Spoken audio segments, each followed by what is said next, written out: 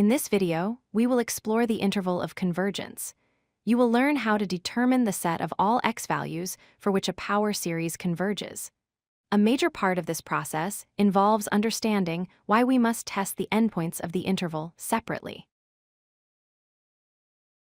First, let's define a power series. It is an infinite sum where each term consists of a coefficient, c sub n, and a variable, x, raised to a power. The series is centered around a value, a. The main question we want to answer is, for which values of x does this infinite sum add up to a single, finite number? For every power series, there is a value called the radius of convergence, which we can call r. The series is guaranteed to converge absolutely when the distance from x to the center, e, is less than r. It is guaranteed to diverge when that distance is greater than r. This gives us an initial open interval of convergence, from a minus r to a plus r. The most common method for finding the radius of convergence is the ratio test. With this test, we look at the limit of the absolute value of the ratio of consecutive terms. For the series to converge, this limit must be less than 1. Let's work through an example with the series sum of x to the n over n first. We set up the ratio of the n plus 1 term to the n term.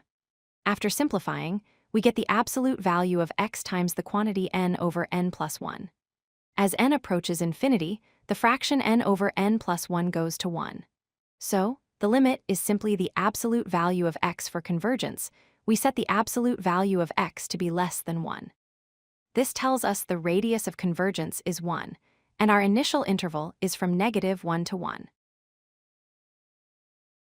The ratio test works perfectly inside the interval, but it fails when the limit is exactly equal to 1. This happens at the endpoints of our interval, x equals -1 and x equals 1. The test gives us no information about whether the series converges or diverges at these specific points. Therefore, we have to investigate them on their own. Let's test the first endpoint, when x equals 1. We substitute 1 for x in the original series. This gives us the sum of 1 to the n over n, which simplifies to the sum of 1 over n. You might recognize this as the harmonic series. We know from the p-series test that the harmonic series diverges, so we can conclude that our power series diverges at x equals 1. Now for the other endpoint, x equals -1. Substituting this into the series gives us the sum of -1 to the n over n. This is the alternating harmonic series. According to the alternating series test, this series converges. Therefore, our power series converges at x equals -1. Now we combine all our findings.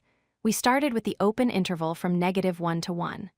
Our endpoint analysis showed that the series converges at x equals -1, so we include that point.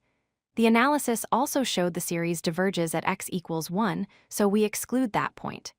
The final interval of convergence is from -1, inclusive, to 1, exclusive.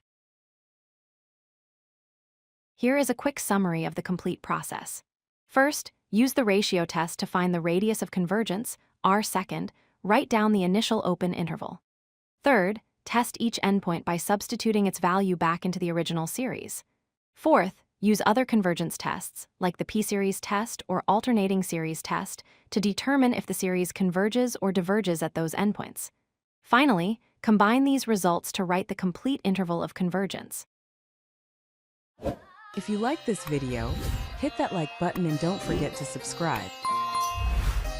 Visit codelucky.com for more such useful content.